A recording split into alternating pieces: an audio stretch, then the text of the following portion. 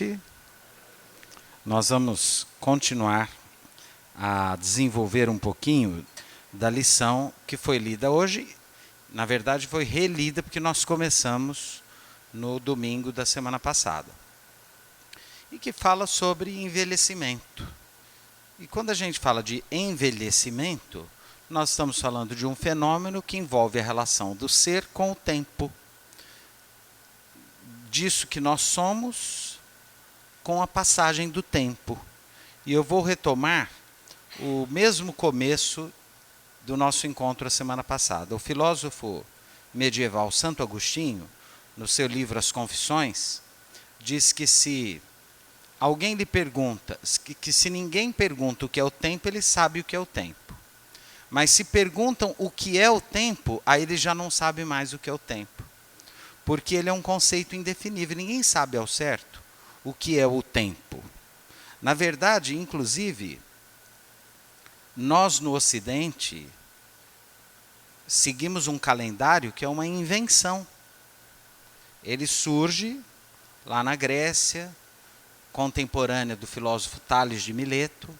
Um pouco antes começam a medir, a tentar medir o tempo através do relógio de sol, que com a projeção da sombra nos pinos tinha um pequeno mostruário ali, então começou-se a dividir os dias em horas. Até então, a vida humana não tinha uma sequência, não tinha uma lógica, ninguém sabia quanto vivia. Quando a gente ouve, falar, por exemplo, no Antigo Testamento de Matusalém, aquela coisa, Abraão viveu 800 anos. Na verdade, a gente não sabe direito o que eles chamavam de anos, porque não era essa medida que a gente tem hoje. Não existia propriamente uma medida de tempo. Mesmo quando se diz que Deus fez o universo em 7 dias, o que era um dia para eles? Quanto tempo durava? O que é isso? Então, hoje, por exemplo, nós temos um calendário que surgiu a partir do Papa Gregório, na Idade Média. Antes do Papa Gregório, os próprios anos para os romanos, os latinos antigos, não tinham os meses que a gente tem, não tinha quantidade de dias em cada mês, tanto que os nomes dos meses vêm alguns, inclusive, de imperadores romanos ou de figuras da mitologia. Por exemplo, janeiro é um mês que é uma homenagem ao deus latino Jano. Jano era um deus que tinha 2 faces, por isso ele é chamado de Jano bifronte. Ele tinha uma face voltada para o futuro e aqui atrás tinha uma outra face voltada para o passado. E ele protegia a cidade de Roma, o deus Jano bifronte. Por que é janeiro o primeiro? Porque ele está com uma face voltada para o ano que passou e com uma face voltada para o ano que vai começar. Por isso que ele é janeiro. Por exemplo, junho, a deusa Juno, esposa de Júpiter. Julho, homenagem a Júlio César, o imperador. Agosto, homenagem a Augusto, o imperador Augusto. Então, até os nomes dos meses têm uma ligação com os pensadores romanos, antigos, etc. Então, o que é o tempo? A gente sabe o que é a medida do tempo, mas a gente não sabe o que é o tempo. Se a gente está numa festa, e está curtindo a festa, e está gostosa a festa, a hora que termina a gente fala, nossa, não vi o tempo passar. Mas quando a gente está com a cólica renal, que você está gritando de dor, alguém fala, você chegou faz 5 minutos na emergência, parece que você está ali há 5 horas. Então existe uma diferença também na nossa percepção de tempo e no tempo em si, medido pelos recursos da técnica que fazem essa mensuração do tempo. Nós falamos também no domingo passado que em cada momento histórico existem orientações que dizem o que é certo, errado, o que vale mais, o que vale menos. Por exemplo, vou retomar. Há 100 anos atrás, a morte de uma criança era normal numa família. Enterrava-se crianças com absoluta naturalidade. A mulher tinha 2, 3, 10, 15, 16 filhos. Desses 16, às vezes morria 3, 4, 5. As famílias já estavam acostumadas a perder crianças. Morria-se de tétano, por exemplo. Coqueluche, croup, que era muito comum no início do século passado. Então, morria-se, não era um problema. Quando um idoso morria, era uma tragédia. Era um luto. Era uma coisa, assim, terrível. Porque quando uma criança morria, não se perdia muita coisa, porque a criança não era considerada nada como ser humano ainda. Já um idoso, principalmente se tivesse sido bem-sucedido, o patriarca da família, aquele que tinha dado o exemplo, constituído uma história, quando ele morria, era tão trágico que se perdia uma história inteira. 80, 90 anos de uma história viva ali que ia embora, de uma memória. Já hoje em dia é diferente. Tem gente que fala, vou num velório. De quem? Fulano, 100 anos. Vai, não tem problema. Não tem tristeza nenhuma. Todo mundo acha uma beleza morrer com 100 anos. Né? Não tem tristeza. Não, eu não vou em velório de criança porque é muito triste. Então, reparem que 100 anos depois inverteu. Há 100 anos atrás era o contrário. Um funeral de um idoso era de uma dramaticidade incrível, de uma criança não. Hoje é o contrário. Então, o que mudou? Mudou a maneira como nós vemos as coisas, como nós significamos as coisas, como nós abordamos as coisas, como nós lidamos com as coisas. E vai mudando. Ao longo da vida as coisas vão mudando. Hoje, esses dias conversando com um amigo que é pesquisador, que lê muito, eu estava falando de um autor aí que eu não me lembro o nome, que é um autor acho que chinês, um filósofo chinês contemporâneo, que tem tratado a nossa época como a era do cansaço. Eu achei isso muito interessante. Lá no meu consultório é impressionante, a maioria das pessoas que chegam, sentam, a primeira coisa que elas falam assim, nossa, eu não aguento mais. Estou muito cansado. Todo mundo está muito cansado. O cansaço hoje parece uma epidemia. E a gente dorme e acorda cansado. E chega o fim do ano, a gente tem a impressão que não deu tempo de fazer tudo que precisava ser feito. Então, é a era do cansaço. E por quê? Porque a gente precisa dar conta de ser muita coisa e de muitos jeitos. E é interessante que eu tinha começado a falar disso a semana passada, no domingo, né? E aí eu vi que na sexta-feira anterior, eu nem tinha visto, um jornal de grande circulação trouxe um caderno inteiro só sobre envelhecimento e longevidade. Olha lá, 24º Fórum da Longevidade, Aprender a Viver. Disposição para absorver novos conhecimentos é um dos pilares para envelhecer com qualidade de vida. E aí eu dei uma lidinha, né? Sobre o que é envelhecer com qualidade de vida, o que tem que fazer, o que não tem. Eu fiquei super cansado. Me deu uma preguiça de ficar velho para ter que fazer tudo isso aqui. Porque se você for seguir, é uma neurose também. Porque é tanta coisa que você tem que fazer, que os técnicos, os profissionais, os entendidos, os estudiosos dizem que precisa fazer, que a gente cansa antes de começar já, também. E por quê? Ora, gente, porque há um mercado por trás disso também. Então, se eu conseguir, por exemplo, te convencer, né, que é possível chegar aos 100 anos com um corpo de 25, vocês já imaginaram o que a indústria cosmética vai ganhar?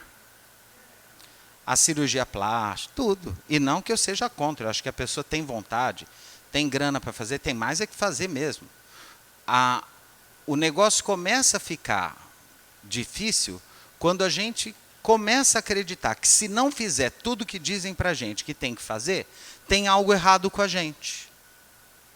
E o bom de viver hoje em dia é que nós vivemos numa época de grande liberdade. Então, cada um lida, inclusive, com o seu envelhecimento da maneira que quiser. E isso é muito bom. Então tem gente, por exemplo, atualmente tem uma moda aí das mulheres que não querem mais pintar o cabelo.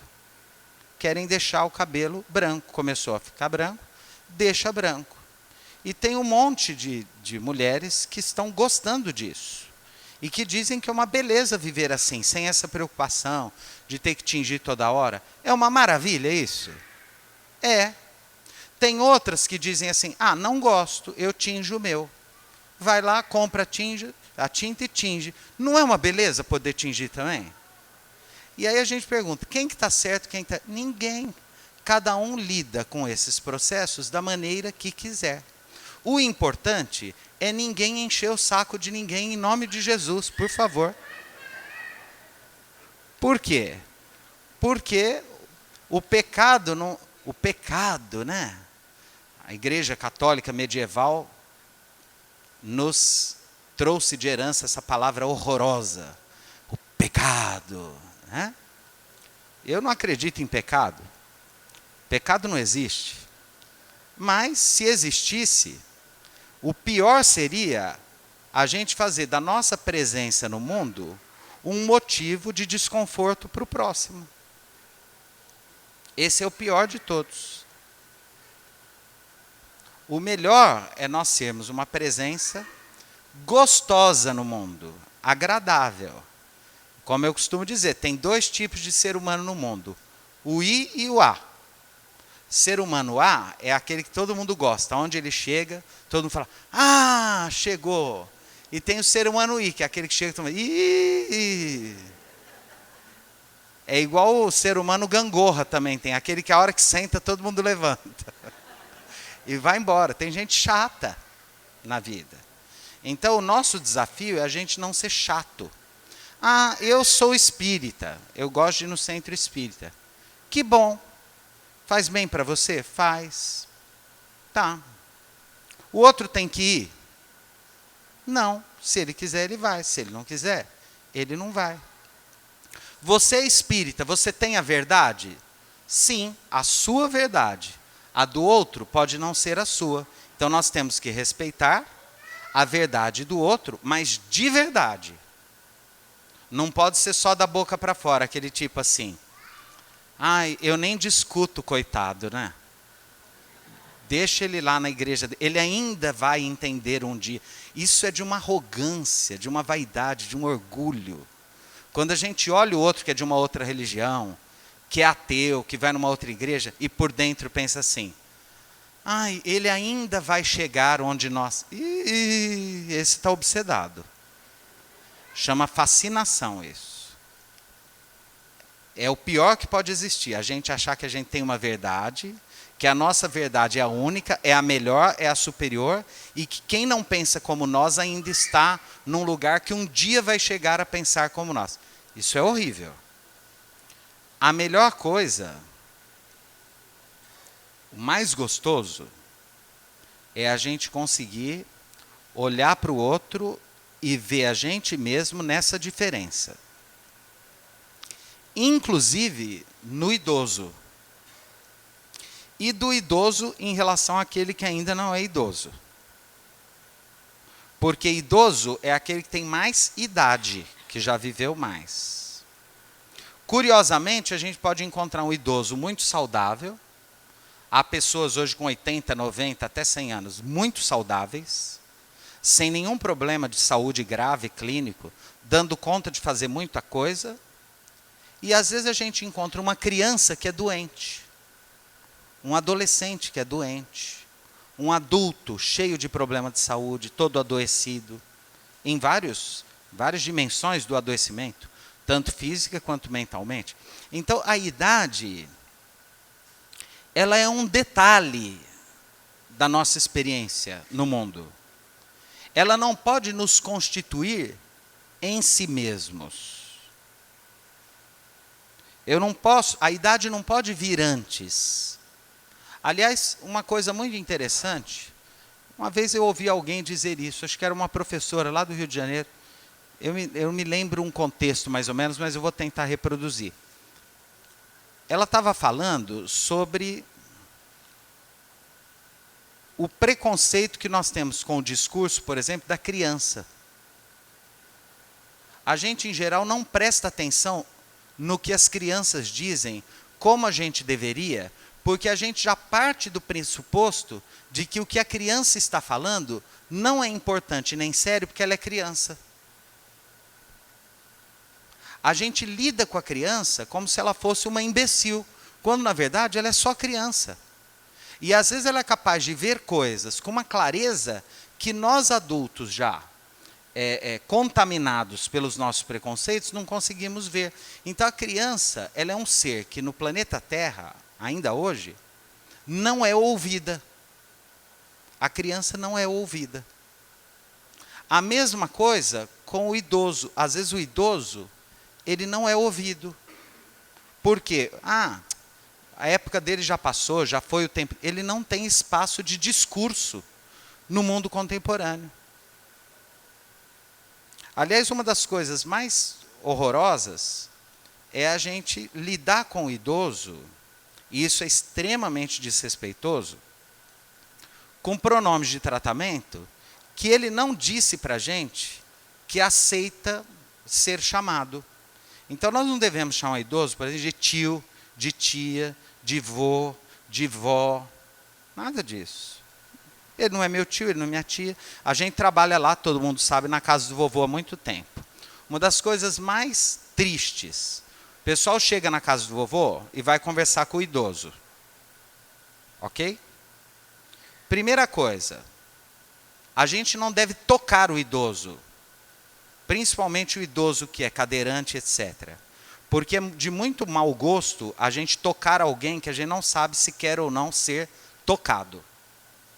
A não ser que ele verbalize que tudo bem para ele ser tocado. A outra coisa, idoso tem nome. Então, qual é o nome do senhor? É seu José, é seu Antônio, é seu Benedito, é seu Frederico? Ele não é tio, tia, nem vô, nem vó. Terceiro, não precisa fazer voz de idiota. O pessoal chega lá e fala, ai, vozinho, ai, que gracinha. Você já imaginou você, idoso lúcido, sendo tratado? Que tal? Bom ou não? Então, não precisa. A outra coisa, não precisa gritar, nem todo idoso é surdo. A pessoa já parte do pressuposto que o idoso está surdo, também não precisa. É igual, vocês já notaram que a gente grita com cego? Gente, cego é cego, não é surdo. Inclusive, o cego, em geral, ouve mais, porque ao longo da vida, como ele não enxerga, ele desenvolve mais a audição. Então, principalmente com o cego, a gente pode falar baixinho, que não precisa gritar. Ele é cego, ele não é surdo. Então, assim, a gente costuma olhar para o outro, né? E aí vem o grande escritor José Saramago, o ensaio sobre a cegueira, que é fantástico, né? Genial. Por quê? Vamos imaginar um mundo em que todo mundo ficasse cego. Nós conversaríamos com as pessoas e não saberíamos se elas são altas, baixas, gordas, magras, negras, brancas, idosas, jovens. A gente teria acesso apenas à voz das pessoas e a voz delas seria a voz dessas pessoas seria o veículo do que elas têm a dizer. Porque é através da palavra que nós temos acesso aos pensamentos, à consciência.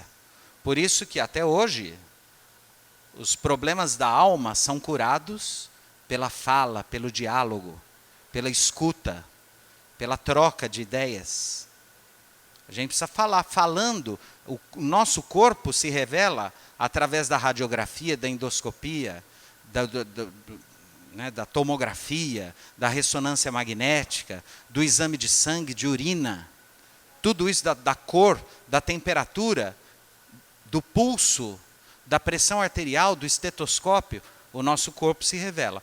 Mas a nossa alma, a nossa consciência se revela através da nossa fala. E às vezes ela se revela através do ocultamento, porque a fala, ela diz, mas ela também oculta, ela disfarça, ela consegue se maquiar. Por isso que às vezes a gente nota alguém que está falando uma coisa, mas que a figura dela não representa. Você vê lá, às vezes seu filho chegou, não está legal de casa, você fala, tudo bem? Ele, tudo bem. Você sabe que está tudo péssimo. O discurso falou uma coisa, mas o rosto, a expressão, a energia, a vibração estão dizendo outra coisa. Então, o que o Emmanuel está propondo aqui para nós, através do Chico, em relação à reflexão sobre o envelhecimento? O que ele está propondo é que a gente não torne isso que a gente chama de envelhecimento, etc., algo que subtraia de nós isso que nós somos. Há uma expressão aqui que eu achei linda, muito poética, em que ele diz assim: o espírito viajor da eternidade alcance o alto mar da experiência terrestre. Então, o que o Espiritismo tem a contribuir com essa análise? Primeiro, somos espíritos eternos, projetados temporariamente em forma de corpo na vida física. Então, nós somos viajores da eternidade. Nós não somos espíritos em busca de, homens em busca de uma experiência espiritual. Nós somos espíritos vivendo temporariamente uma extraordinária experiência humana. Vou repetir. Nós não somos homens vivendo uma experiência espiritual. Nós somos espíritos eternos, viajores da eternidade, vivendo temporariamente uma extraordinária experiência humana, que daqui a pouco vai acabar. E a única verdade, a única realidade, é o momento presente. Nós chegamos aqui hoje e falamos da questão da relação do ser com o tempo. O passado, ele não existe. Esses dias uma moça, estudante, estava fazendo um trabalho, me perguntou, o que é a memória? A memória não é a volta ao passado. A memória é o passado que se faz presente naquele instante. Quando eu recordo, quando eu me lembro de alguma coisa, eu não vou ao passado, é o passado que vem até mim, porque não tem como eu ir no passado. Ir para o passado não tem jeito, porque o passado está morto. Morto para sempre. Agora, tem como eu trazer a memória do passado para esse momento agora. E isso se chama memória. Eu vivo agora aquela lembrança, aquela sensação, aquela experiência lá de trás. Ex quer dizer fora. Peri quer dizer aquilo que circunda. Então, o que é uma experiência? É tudo aquilo que está por fora do que circunda. Aquilo que eu vivo para além de mim. Eu trago aquela experiência para o momento presente e vivo aquela experiência. Isso é o fenômeno da memória. Como diz o Paulinho da Viola, naquele documentário sobre o passado, ele diz, não sou eu que vivo no passado, é o passado que vive em mim, dentro de mim. Então, só existe o hoje. Ah, no meu tempo. O meu tempo é hoje. Eu adoro aquele poema do Vinícius de Moraes, eu não sei exatamente as palavras, mas ele vai dizer que ele nasce ontem, morre ontem, vive hoje. No final ele vai dizer, o meu tempo é quando. Ou seja, é o agora, sempre o agora. Nós somos sempre um projeto, daqui para frente, daqui para frente, daqui para frente. Quem vive no passado é alguém que está adoecido. E, em geral, é um adoecimento que leva ao sentimento de culpa, ou porque as coisas boas não existem mais, ou porque eu sinto culpa pelo que já passou, ou porque foi tão trágico que eu não consigo esquecer. Essa fixação no passado, ela é depressiva, ela é adoecedora. O que é a saúde mental? É o viver o aqui e agora. E o amanhã, não sei, eu posso estar morto daqui a pouco. Deus não queira, não fale amém, mas pode ser. De repente a gente está falando, tem um troço e desencarna aqui. Hoje à noite, amanhã. E eu estou preocupado com o que vai ser a semana que vem, o mês que vem, o ano que vem. Então eu posso, obviamente, projetar a minha vida, mas eu não posso viver inquieto com o que pode me acontecer, porque tudo pode acontecer.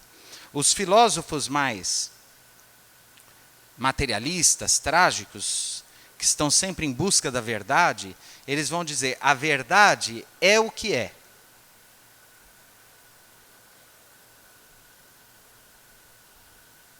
E se eu ficar só nisso, que a verdade é o que é, eu posso me suicidar. Porque a vida não vai ter graça nenhuma. Então a verdade é o que é para quem não reflete sobre a verdade.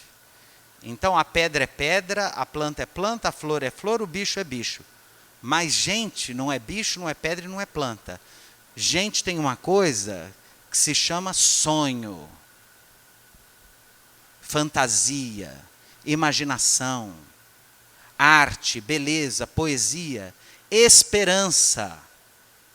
Na mitologia grega, quando a Pandora é trazida para a humanidade, ela abre a caixa, saem todas as coisas ruins, mas no fundo sobra uma coisa, que é o grande tesouro da humanidade, e que se chama esperança.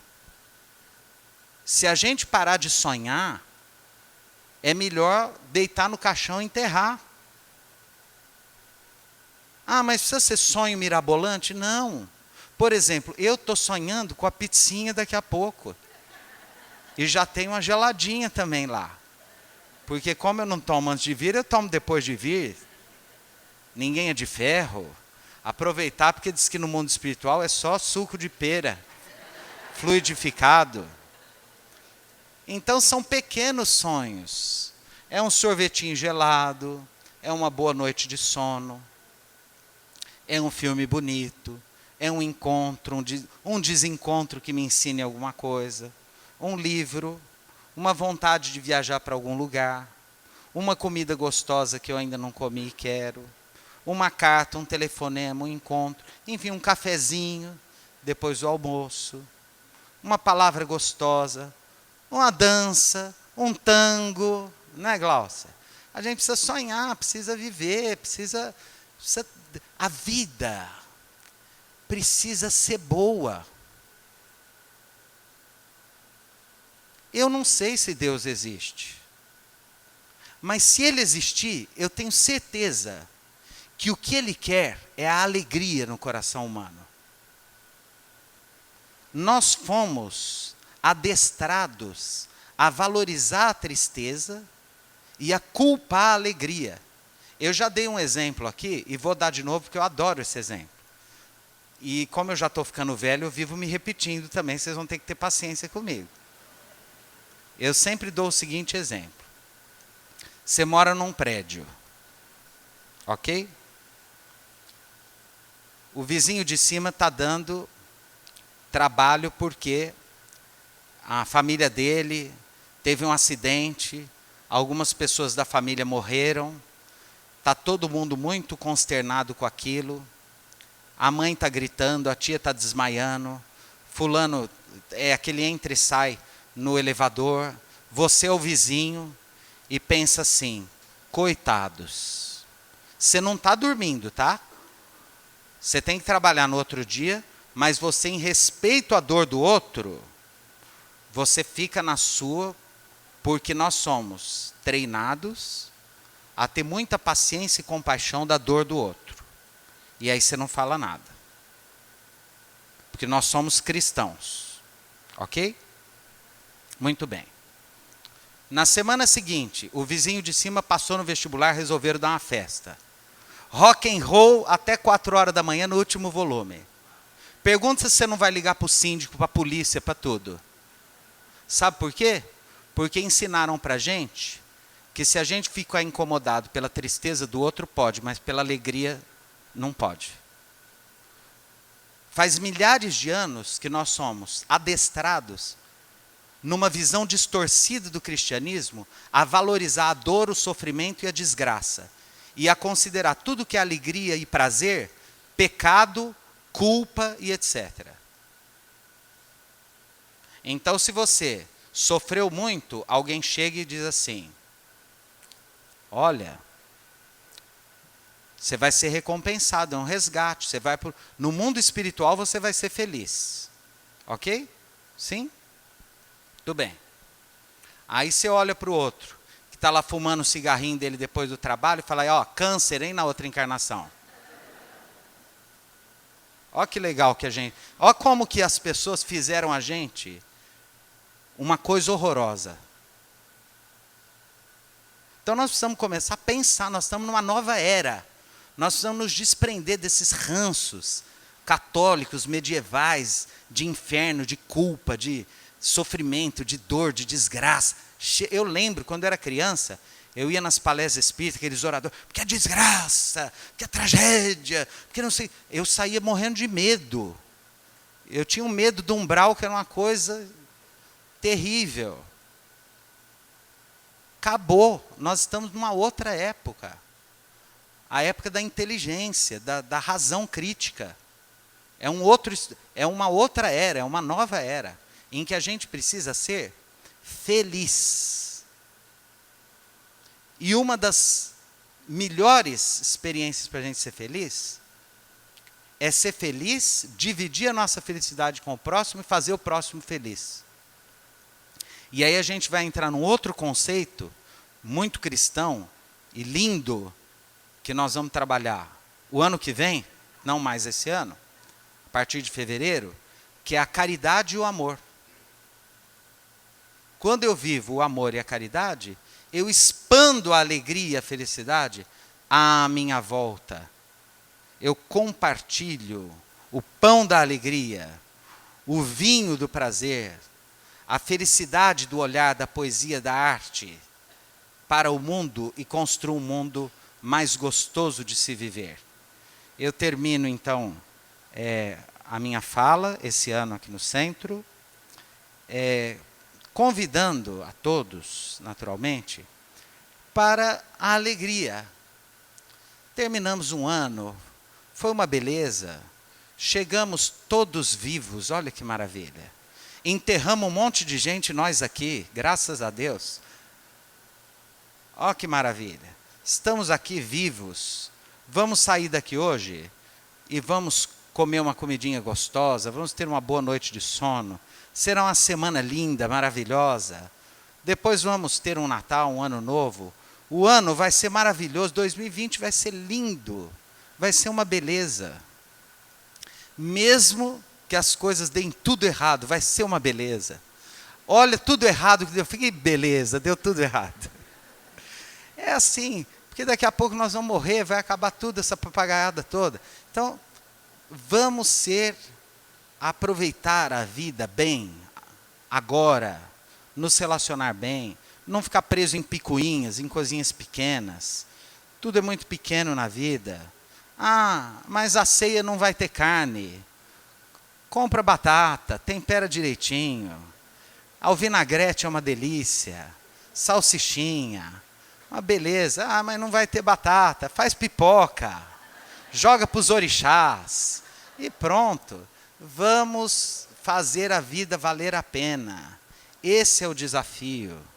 Fazer a vida valer a pena. Como no texto da nossa Meimei, psicografado pelo Chico Xavier, em que ela diz: a alegria é o cântico das horas com que Deus te afaga a passagem no mundo. Por toda parte desabrocham flores, por sorrisos da natureza. E o vento penteia a cabeleira dos campos com música de ninar. A água da fonte é carinho liquefeito no coração da terra. E o grão de areia, pequenino, insignificante, quando banhado de sol, reverte em luz e é mensagem viva de esperança a falar-te do chão. Não permitas, pois, que tua dificuldade se transforme em tristeza entorpecente no coração dos outros. Ainda que tudo pareça conspirar contra a felicidade que esperas, ergue o teu olhar para a face risonha da vida e espalha a alegria por onde fores. A rosa oferece cor, maravilha, perfume e beleza, equilibrada sobre a chaga do espinho. E a noite escura espera paciente que o tempo passe, para que o sol, banhando o seu manto, possa renovar-se todo dia em grande e maravilhoso festival de luz, de cor, de esperança, de alegria e de beleza. Que Jesus nos abençoe, nos proteja e que possamos envelhecer sendo sempre meninos, sempre jovens, e que ao desencarnar a gente rapidinho pegue um corpinho novo em folha, para começar a alegria tudo de novo. Um bom ano para todos.